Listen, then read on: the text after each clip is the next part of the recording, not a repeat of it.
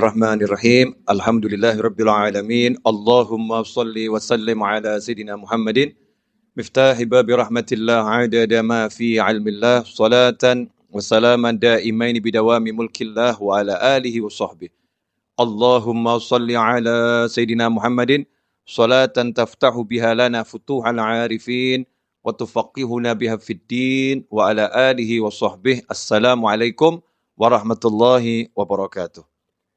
Sahabatku, saudara-saudaraku, kaum muslimin dan muslimat dimanapun antum berada, alhamdulillah kita bisa bertatap muka dalam keadaan sehat walafiat. Mudah-mudahan kesehatan lahiriah ini juga ditopang kesehatan batiniah, sehingga kita betul-betul sehat dalam arti yang sebenarnya di dunia sampai nanti ke jannah. Amin, Allahumma amin. Nah, menjadi manusia yang tenang. Pertanyaannya, kalau nggak jadi manusia yang tenang, mau jadi manusia yang seperti apa? Manusia yang kemerungsung kalau bahasa Jawa. Kemerungsung itu dalam bahasa Arabnya al-ajalah. Al-ajalah itu bukan tergesa-gesa. Walaupun salah satu arti al-ajalah adalah ketergesa-gesaan. Ketergesa-gesaan itu hanya salah satu wujud karena orang tidak tenang. Maka dikatakan dalam sebuah riwayat, ata'anni minallah wal ajalah minasyaitan, atau kama qala sallallahu. Bersikap tenang itu adalah berasal dari Allah. Wal ajalah, dan bersikap tidak tenang, lawannya ata'anni tadi, bersikap tidak tenang adalah dari setan. Karena itu kalau kita pengen jadi manusia yang hidupnya itu selalu dalam naungan Allah Ta'ala, pertolongan Allah Ta'ala, rahmatnya Allah Ta'ala, maka kita harus bisa menjadi manusia yang tenang. Nah, caranya bagaimana? Ini yang akan kita bahas bersama. Insya Allah, doakan saya dikasih ilmu yang manfaat, sehingga antum bisa mendengarkan, dapat ilmu yang manfaat, dan manfaatnya berkelanjutan sampai ke jannah. Amin, Allahumma amin. Walaupun pertemuan kita sesaat, pertemuannya enggak lama, mudah-mudahan manfaatnya selama-lamanya. Amin. Kenapa kita jadi tidak tenang? Jawabannya adalah karena kita merasa terancam. Terancam jabatannya, jadi enggak tenang. Terancam batas waktu pengerjaan tugasnya, jadi enggak tenang. Terancam batas waktu membayar hutang. Sudah tiba waktunya, duitnya belum ada. Jadi enggak tenang. Ya. Semua keterancaman itu membuat kita jadi enggak tenang. Kenapa kita jadi enggak tenang ketika terancam? Karena kita bergantung pada sandaran yang tidak boleh dijadikan sandaran. Jadi kita menggantungkan harapan kepada sandaran-sandaran yang tidak boleh dijadikan sandaran. Di mana Allah telah mewahyukan di dalam surat Al-Ikhlas, Qul huwallahu ahad, Allahus samad. Katakanlah, hanya Allah yang Maha Esa. Kalau bahasa lugasnya, yang ada itu cuma Allah, yang lain nggak ada. Yang ada cuma Allah, yang lain nggak ada. Bosmu yang nggak ada, kemudian partnermu yang nggak ada, tabunganmu nggak ada, kepandaianmu nggak ada, semua nggak ada. Yang ada itu cuma Allah Ta'ala. Yang berlangsung itu ya hanya keputusannya Allah Ta'ala. Yang berkuasa ya hanya Allah Ta'ala. Yang bisa mengizinkan sesuatu terjadi hanya Allah Ta'ala. Yang bisa mencegah sesuatu agar tidak terjadi hanya Allah Subhanahu Wa Ta'ala. Nggak ada yang lain. Qul huwallahu ahad. Katakan, hanya Allah yang ada, cuma Allah. Nah, kalau sudah yang ada cuma Allah, Allahus samad.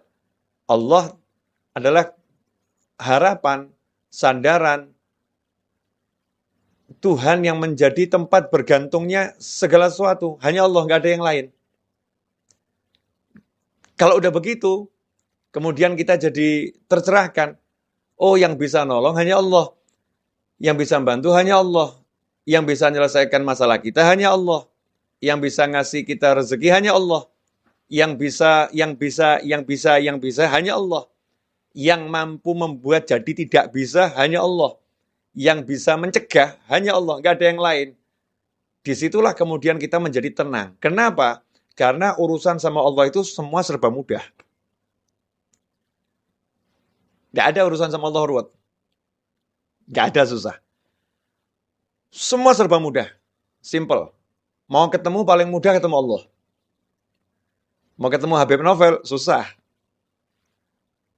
Ya mesti atur jadwal harinya. Udah harinya datang ke Solo, tiba-tiba Habibnya lagi ngaji online, nggak bisa nemuin tamunya. Ditunggu selesai ngaji online, tamunya ketiduran, Habibnya pergi ke mall, misal gitu kan ya.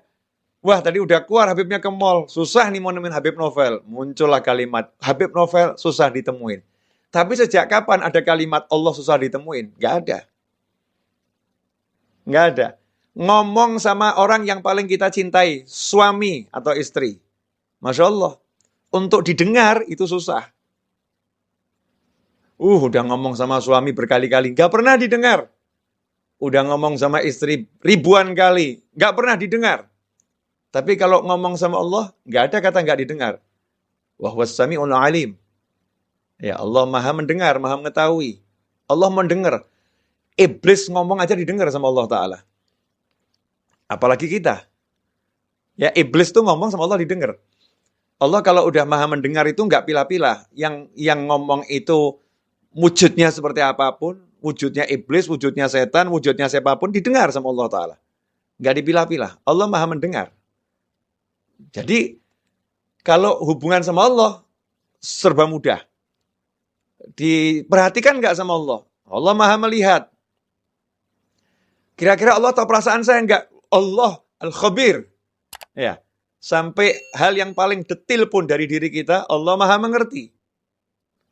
Kira-kira Allah nanti berempati enggak sama saya ya? Huwar Rahmanur Rahim. Dia maha pengasih lagi maha penyayang.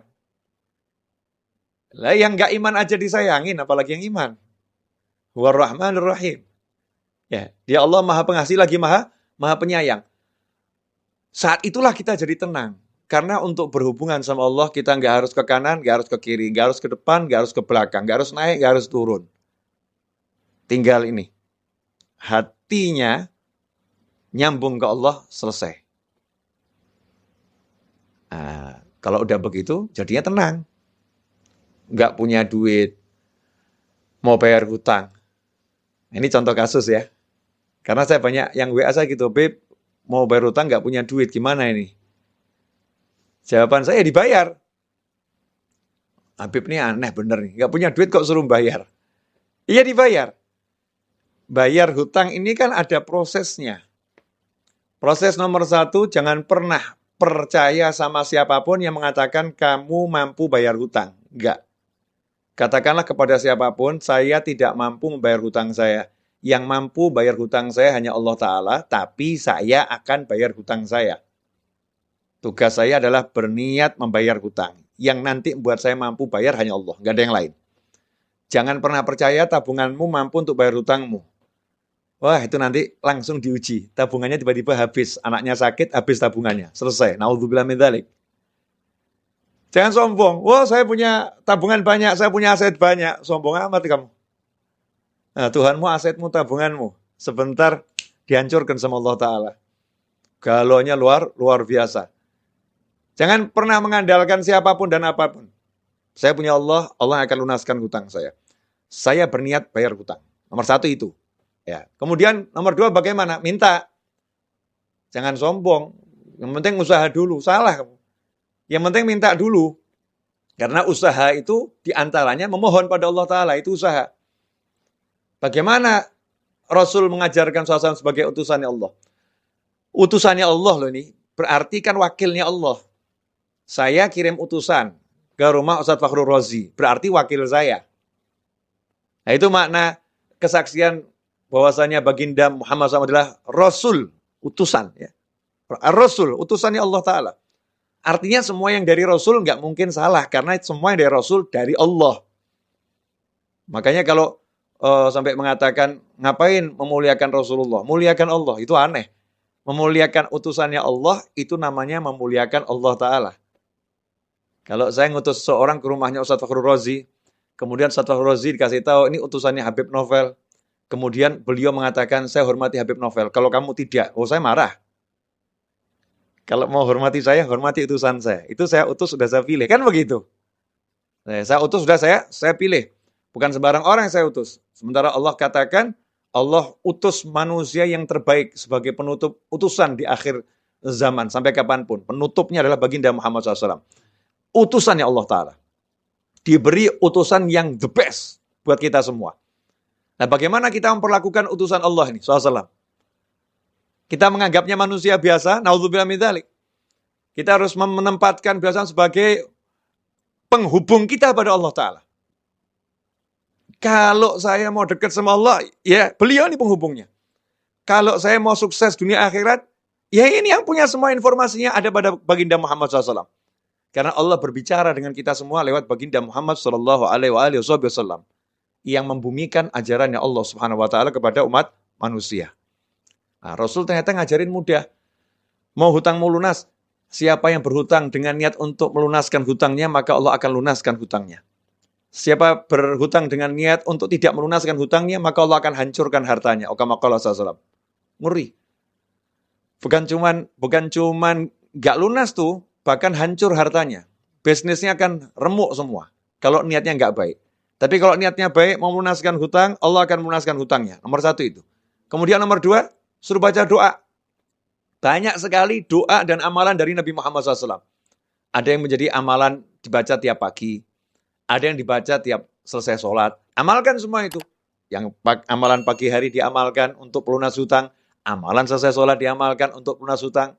Ya, kemudian apa lagi? Melunaskan hutang orang lain.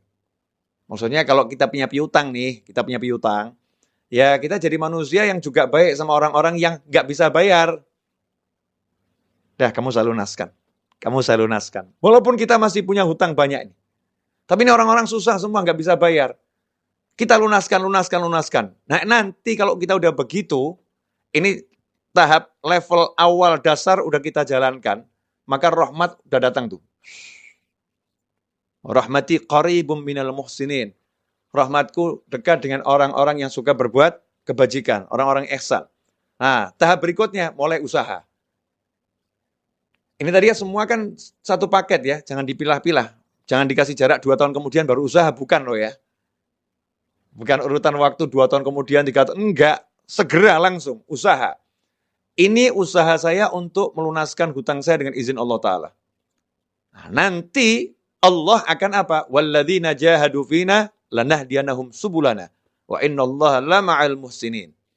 Janjinya Allah Ta'ala, walladzina jahadu fina, dan barang siapa sungguh-sungguh menempuh jalan kami, salah satunya ini, sungguh-sungguh menempuh jalannya Allah Ta'ala dalam melunaskan hutang. Itu kan ya, salah satu contoh. Walladzina jahadu fina lanahdiyanahum subulana. Maka kami akan tunjukkan, kami bimbing. Kalimatnya itu lanahdiyanahum, dengan lam taukid, nun taukid. Kami sungguh akan bimbing dia menempuh jalan kami. Enggak suruh jalan sendiri. Allah enggak cuma kasih jalan, ini jalannya terus jalan sendiri, enggak. Jadi kalau hidayah itu selalu dengan bimbingan, guide, al-hadi. Selalu bimbing, enggak ditinggalkan. Dibimbing untuk menempuh bukan satu jalan, jalan-jalannya Allah Ta'ala. Sehingga orang yang sudah menerapkan syariatnya Nabi Muhammad SAW tidak akan pernah kehilangan ide, tidak akan pernah kehabisan cara, tidak akan pernah kehabisan jalan. Karena Allah bukan bimbing dia satu jalan, Allah akan bukakan miliaran jalan. Nih. Nah kalau begitu ya tenang saja. Lawang dikasih tahu sama Allah solusinya segitu banyak kok. Masa nggak tenang? Bleng. Lah yang ada kan sekarang gimana? Pusing. Mata gelap. Nggak ada solusi. Gimana ini? Mentok. Taunya cuma satu jalan. Jalannya apa? Cari duit. Lupa sama yang ngasih duit. Yaitu Allah Subhanahu wa Ta'ala. Nah ini tenang ini kalau kita mau kembali pada Allah Subhanahu wa Ta'ala. Kalau kita nggak mau kembali sama Allah, nggak bakal tenang. Apapun yang kita andalkan akan buat kita susah. Apapun yang kita harapkan akan membuat kita menjadi galau, resah. Tapi kalau kita kembali pada Allah Ta'ala, bersandar sama Allah Ta'ala, maka selesai masalah. Contoh, ini contoh bersandar sama Allah. Kita masih ingat betul dalam hadis disebutkan, ada 3 orang berteduh di dalam sebuah gua. Ya, sebuah gua di sebuah bukit. Saat berteduh, tiba-tiba ada batu yang jatuh dari atas gunung itu, menutup persis di mulut gua. Tanpa celah. Ketiga orang di dalamnya tidak bisa keluar. Batunya besar. Ya, naluri manusia berusaha menggeser batu. 3 lelaki perkasa menggeser batu yang besar. Gotong royong bertiga itu dorong. Batunya nggak gerak. Orangnya yang terpental. Tuh, orangnya yang gerak, batunya nggak. Kenapa seperti itu? Karena batunya terlampau besar. Apa yang dilakukan? Apakah bersandar pada kekuatannya? Apakah bersandar pada tenaganya? Itu yang menyelesaikan masalah. Apa kemudian berharap ada orang nanti yang bawa traktor buka menyingkirin batunya, itu menyelesaikan masalah? Enggak. Yang diajarkan oleh Nabi Muhammad SAW saat itu adalah langsung kembali kepada Allah Ta'ala. Udah jangan mikir manusia lagi. Udah kayak gitu kok mikir manusia. Ya siapa tahu ya nanti ada manusia di luar nolong saya. Siapa tahu ada, siapa tahu ada. Ya yang pasti ada kan Allah. Kalau yang lain kan nggak ada. Lah ngapain mikirin yang nggak ada, yang ada nggak dipikirin? Kan bodohnya kita luar biasa. Nah, kan Allah ada. Selalu ada. La ilaha illallah Muhammadur Rasulullah SAW. Maka saat itulah yang satu mulai ngomong. Ini hadisnya kan panjang tuh ya. Saya ambil poin singkatnya saja. Ya Allah, saya pernah ya mencintai seorang wanita. Cinta luar biasa. Dia saya ajak zina. Selalu menolak. Suatu ketika akhirnya dia butuh duit, dia mau. Nah, ketika dia sudah mau saya ajak zina, uang udah saya serahkan, karena dia butuh duit tadi untuk kepentingan keluarganya yang mendesak, tapi dia ini orang yang baik, terus dia bilang sama saya gitu, takutlah sama Allah. Akhirnya saya tinggalkan dia, uangnya nggak saya ambil, dia saya tinggalkan karena saya takut sama kamu ya Allah. Kalau ini ikhlas karena kamu ya Allah, tolong ya beri kami jalan keluar dari masalah ini. Yang terjadi apa? Batu yang gede bergeser tanpa ada yang geser. Cuman belum cukup. Karena Allah ingin mengajarkan kepada yang lain. Ini kan masalah berjamaah. Masa yang dikasih solusi cuma satu orang, yang lain enggak. Maka yang lain disuruh juga, ayo kalian gimana? Yang satu, saya ini sama ibu saya, ya cerita yang cukup populer nih hadis ini. Yang satu, saya sama karyawan saya. Akhirnya berkat tiga-tiga ini minta tolong sama Allah dengan ya tawassul pada amalan yang dipersembahkan untuk Allah Ta'ala. Hasilnya apa? Tergeser batu itu, selesai. Jadi sebetulnya mudah ya nyelesain masalah itu. Ngerayu Allah. Ya, suruh ngerayu Allah aja kok. Nggak bisa ngerayu suaminya, Masya Allah. Sampai nangis-nangis. Ya, nangis. Ngerayu suaminya. Nggak dikasih. Tolong yang beliin handphone yang. Udah nangis nggak dikasih. Sakit itu. Ngerayu istrinya. Ayo yang pindah rumah gitu ya. Di rumah orang tua saya, ikut orang tua saya. Suaminya yang ngerayu istrinya. Sampai nangis. Istrinya tambah marah-marah. Pinter ngerayunya. Gagal juga. Ya sakit hati. Nah ini kalau kita merayu Allah Subhanahu Wa Taala, Masya Allah, merayu Allah itu mudah. Allah itu dirayu dengan oleh hambanya itu senang gitu. Karena Allah maha mencintai. Ya Allah maha mencintai. Jika kalau ada yang merayu Allah, Allah senang. Ya tinggal kita bermanja-manja sama Allah Subhanahu Wa Taala. Ya Allah, wah cari duit susah ya Allah. Ini kata orang-orang cari duit susah ya Allah. Tapi kalau carinya dari kamu nggak pernah susah kan ya Allah. Ya, please ya Allah, ini saya lagi mau jualan barang nih ya Allah. Cuman hasilnya nggak banyak ya Allah. Saya mau jualan kamera, hasilnya paling 8 juta ya Allah. Cuman saya minta rezekinya 1 miliar ya Allah. Malaikat ketahuan, ini manusia yang pinter ini. Yang lain ngomong sama dia, ini orang ngelamun.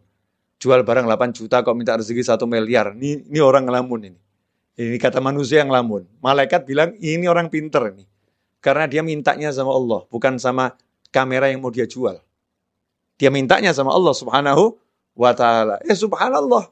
Tiba-tiba kameranya nggak laku, duitnya datang banyak. Dus. Ya, tiba-tiba. Nah, dari mana itu? Wa may yattaqillaha yaj'al lahu makhrajan wa yarzuqhu min haitsu la yahtasib. siapa bertakwa kepada Allah. Jadi jangan terbiasa sama teori-teori yang diajarkan sama yang mengajarkan itu loh. Tapi terbiasalah dengan bukan teori, tetapi hukum pasti dari yang maha menciptakan kita semua, yaitu Allah subhanahu wa ta'ala. Hukum pasti dari utusannya Allah subhanahu wa ta'ala, yaitu baginda Muhammad. Yang lainnya itu teori. Kalau Rasulullah SAW adalah hukum pasti. Kalau Allah hukum pasti. Teori banyak salahnya, perlu diuji. Tapi kalau hukum pasti, gak mungkin salah. Karena itu wahyu ilahi dan sabda Nabi Muhammad SAW. Enak kan? Allah bilang nih sama kita semua. Ya, tapi yang diajak bicara yang iman loh ya. Kalau nggak percaya ya terserah, bukan mukmin. Oh, kita ini mukmin semua kan. Nah, mukmin diajak bicara sama Allah. Kalau nggak iman ya ngapain saya ajak bicara? Ini yang diajak bicara yang beriman. Wa may yattaqillaha, kalau udah bicara iman jangan pakai akal. Ini akal ini suka membuat orang yang beriman jadi rusak imannya. Iman itu yang membedakan antara mukmin sama orang yang nggak mukmin. Yang nggak mukmin pakai akal saja. Tapi kalau yang mukmin nggak butuh akal dia. Aku percaya sama Allah kok. Nah gimana? Ya urusannya Allah. Aku percaya sama Allah, selesai. Itu mukmin. Walaupun orang yang beriman akalnya dipakai untuk menambah keimanannya. Ya, untuk memperkuat keimanannya.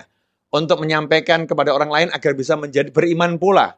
Tetapi ketika dia beriman, dia nggak butuh akal gitu. Dia cukup membutuhkan hatinya yang meyakini Allah subhanahu wa ta'ala. Subhanallah. Wa may yattaqillaha. Allah yang bilang nih. Dan barang siapa yang bertakwa kepada Allah. Takwa itu gampang kok. Saya bilang takwa itu susah. Walaupun kita kan takwanya masih ya begini-begitu. Tapi takwa itu gampang. Simple. Yang diperintah jalankan. Yang dilarang tinggalkan. Selesai toh. Kayak gini loh. Kayak gini. Wah, zaman sekarang ini mau ke mall aja susah nih. Mesti punya aplikasi Peduli Lindungi.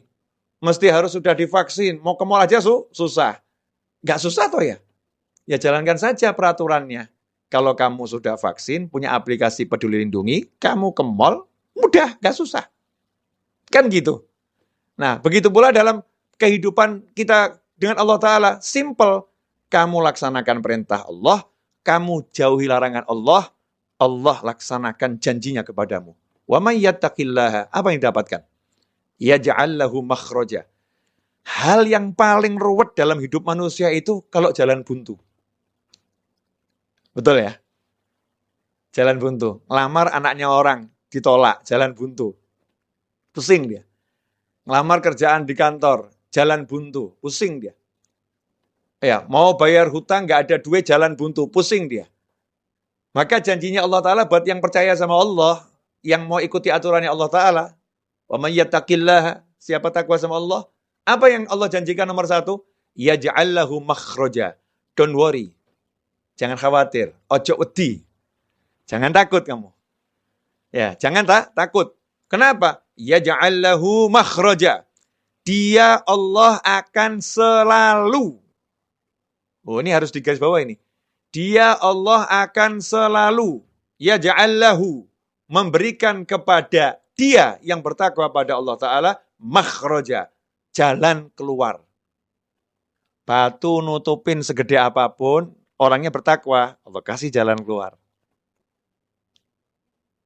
Kehidupan dunia sengeri apapun, orangnya bertakwa, Allah kasih jalan keluar. Makanya buat orang yang bertakwa, tenang. Yang lain heboh, ini gimana, ini bagaimana. Tenang dia. Nanti saya akan diberi solusi sama Allah. Nanti saya akan diberi solusi sama Allah. Yang lain nanya, lah solusinya bagaimana? Solusinya apa? Ya kan nanti Allah yang kasih. Ngapain saya pikir sekarang? Yang ngasih Allah kok saya yang mikir. Tuh, seperti Nabi Musa alaihissalam. Nabi Musa sama Bani Israel ketemu lautan yang luas. Umatnya bingung waktu itu. Gimana depan lautan, belakang Fir'aun ngejar. Nabi Musa santai. Ya. Kalla inna ma'ya rabbi sayahdin. Kalla. Sungguh nggak mungkin kita celaka. Inna ma'ya rabbi. Allah bersamaku. Sayahdin. Nanti Allah akan beri saya petunjuk. Allah akan beri saya petunjuk. Hasilnya apa? Dikasih sama Allah solusi. Jalan keluar. Jalan keluarnya bagaimana prosesnya? Simple. Nggak ribet. Nggak cari pasukan. Nggak cari relawan, nggak cari tambahan manusia untuk bantu perjuangan, nggak cari A sampai Z. Ya, memakai yang sudah ada di tangan. Yang ada di tangan Nabi Musa AS. Nggak jauh-jauh loh. Nah, udah tongkatmu pukulkan ke laut. Solusi yang nggak masuk akal manusia. Duk. Laut terbelah, Nabi Musa dan pengikutnya selamat, Fir'aun tenggelam dan binasa. Diabadikan sampai akhir zaman dan sepanjang masa. Selesai masalah. Ya ja'allahu makhraja. Selalu diberi solusi oleh Allah Ta'ala. Selalu diberi jalan keluar oleh Allah Ta'ala. Gak cukup itu. Plus, وَيَرْزُقْهُ مِنْ حَيْثُ لَا يَحْتَسِبْ. Dan Allah akan selalu beri dia rezeki yang gak pernah bisa diperhitungkan oleh dia ataupun yang lain. La yahtasib. Jadi orang yang dekat sama orang bertakwa ini kalau kalkulasi rezekinya pasti pusing. Udah lah, gak mungkin ketemu. Mau pakai jurus model apapun. Kok bisa ya? Kok bisa? Nanti kok bisa gitu. Karena Allah suka ngasih surprise sama hambanya yang bertakwa. Surprise. Surprise. Gitu. Allah ngasih kejutan. Nih. Sampai kita bingung nih. Bertubi-tubi dikasih rezeki sama Allah Ta'ala. Min haitsu la yahtasib. Dari arah yang gak pernah bisa dia perkirakan. Dia sehebat apapun punya ilmu apa tuh Mas Eto? Kalau untuk memprediksi namanya apa itu? Kita kalau misalnya punya data apa itu istilahnya itu? Seperti Google tuh punya, kalau Google bisa bagus itu karena punya bukan AI Mas Eto. Namanya ilmunya kalau di matematika itu. Saya sudah nggak sekolah soalnya. Apa nih Mas Eto atau ini siapa pemirsa yang tahu nih? Ya, coba ditulis di chat. Apa namanya itu? Statistik. Ya, ketemu. Nanya sama kalian gak dijawab, udah nanya sama langit. Statistik gitu. Ilmu statistik. Ya, walaupun dia punya data yang lengkap, ya, kehidupan Pak Yai ini dari umur sekian sampai sekian didata semua koleganya sampai terus dia perkiraan saya hari ini Pak Yai, Habib, Ustadz, ya, fulan atau fulanah akan dapat rezeki dari arah sini. Allah akan kasih arah yang lain. Yang ngasih aku bukan statistikmu. Aku udah bilang, yaj'allahu makhraja wa yarzuqhu min haitsu la yahtasib. Udah la yahtasib, udah jangan kamu hitung. Jangan kamu pikir, jangan kamu cari-cari, enggak bisa. La yahtasib. Allah udah bilang enggak pernah bisa diduga rezekinya orang yang bertakwa. Enggak bisa, itu Allah menunjukkan kemampuannya memberi rezeki. Allah menunjukkan kuasaannya dalam beri rezeki. Allah menunjukkan otoritasnya kepada manusia. Kamu nggak bisa, hanya aku yang bisa. Asyik itu. Min haitsu la yahtasib. Jadi tenang, orang bertakwa itu nggak pernah mikirin rezekinya hari ini atau besok. Tugasnya apa? Jalankan perintah, tinggalkan larangan. Perintahnya suami cari nafkah. Ya, cara cari nafkah keluar ke pasar misalnya. Ya keluar ke pasar. Perintahnya ketika keluar ke pasar bagaimana berdoa. Perintahnya ketika di pasar bagaimana? Baca doa, jaga pandangan, jaga pendengaran. Cari rezeki ke pasar, ngerumpi, gunjing, ghibah, namimah. Masya Allah. Teriak-teriak, saya tiap hari udah ke pasar, saya udah kerja. Kamu kerja nggak pakai caranya Allah? Bagaimana kamu dapat rezeki yang surprise? Makanya rezeki kamu ya hitung-hitungan tadi. Pusing kepalanya. Ya, pusing kepalanya. Ikhwani rahimakumullah. Ini yang perlu dipahami, bahwasanya kalau orang udah percaya sama Allah Ta'ala, tenang hatinya. Dia nggak akan pilih cara-cara yang lain. Mau pakar A sampai Z yang nggak ngurus, yang dia urus caranya Allah, cara Rasulullah SAW. Nah, nanti termasuk caranya Rasulullah, itu caranya ulama. Ya bagaimana pendapat para ulama, bagaimana petunjuk para ulama, hidupnya hanya begitu. Hidup ini singkat kok, mohon maaf loh ya. 60-70 tahun itu rata-rata umur kita. Hidup sampai 60-70 tahun kok cuman dibuat mikir cari duit, itu kan bodohnya kita luar biasa. Duit tuh nggak usah dicari ya, pasti datang kok. Tapi ya usaha. Nah, usaha itu doa, ya. Usaha itu pergi ke pasar, kan gitu. Tapi jangan mikir cari duit, jangan. Habis energi. Ya, sayang. Mikir cari solusi. Nah, ini juga kebodohan kita. solusi kok dipikir. Solusi itu diberi. Yang beri siapa? Ya ja'allahu makhraja, yang beri Allah, yang ngasih masalah Allah, yang beri solusi Allah. Selesai. Loh, cara mintanya sama Allah bagaimana? Cara mintanya takwa, gampang. Jalankan perintah, jauhi larangan. Selesai. Ini sekarang sukanya yang aneh-aneh, suka hidup ruwet, mumet, pusing, ya, pakai cara-cara yang nggak benar, cara yang nggak beres, cara yang benar, yang beres nggak dijalankan, yang nggak beres dijalankan, yang beres nggak dijalankan. Ini menyebabkan kita hidup dalam ketidaktenangan. Maka untuk menjadi manusia yang tenang, kita harus betul-betul Qul huwallahu ahad, Allahus somad. Nah, insyaallah 30 menit saya berbicara ini barokah, ya, manfaat. Kendati seperti yang tadi saya sampaikan, singkat, ya, mudah-mudahan manfaat. Dan sampai nanti jannah manfaatnya nggak berhenti. Terus, ya, terus nyambung manfaatnya. Karena kita bersama-sama belajar untuk menjadi manusia yang ingat kembali bahwasannya untuk menjadi tenang, mudah kembali pada Allah, maka kita akan menjadi tenang setenang-tenangnya. Jazakumullah khairan Ustaz Fakhrur Razi atas waktunya, atas kesempatannya. Insyaallah kita ketemu lagi di waktu yang akan datang, dan semoga Ustaz Fakhrur Razi beserta sekolahannya, ya, beserta guru-guru yang di sana, wali murid, semua yang bekerja di sana, diberi oleh Allah Ta'ala kemudahan dalam segala hal yang diridhoi Allah Ta'ala, dijauhkan dari segala kesulitan, dari segala petaka, musibah, diberi kesehatan lahiriah dan batiniah, dijadikan anak didiknya bisa menjadi orang-orang yang semakin bertakwa pada Allah Subhanahu wa Ta'ala, dan mudah-mudahan diberi rezeki zahiran wa batinan, berlimpah ruah, datang dari segala arah tanpa susah payah, dan insya Allah kita semua oleh Allah Subhanahu wa Ta'ala dijadikan sebagai orang-orang saling mencintai di jalan Allah, orang-orang saling menyayangi di jalan Allah, saling mengunjungi di jalan Allah, dan kelak kita dipertemukan dengan baginda Muhammad sallallahu alaihi wasallam, dan semoga setelah usia panjang dalam semua kebaikan, kenikmatan, ketaatan, keridhaan, kebaikan, kekayaan, kemudahan, kesenangan, kita diberi akhir usia husnil khatimah. Wassallallahu ala sayyidina Muhammadin wa alihi wasallam walhamdulillahi rabbil alamin. Amin. Walafu minkum, saya undur diri. Ustaz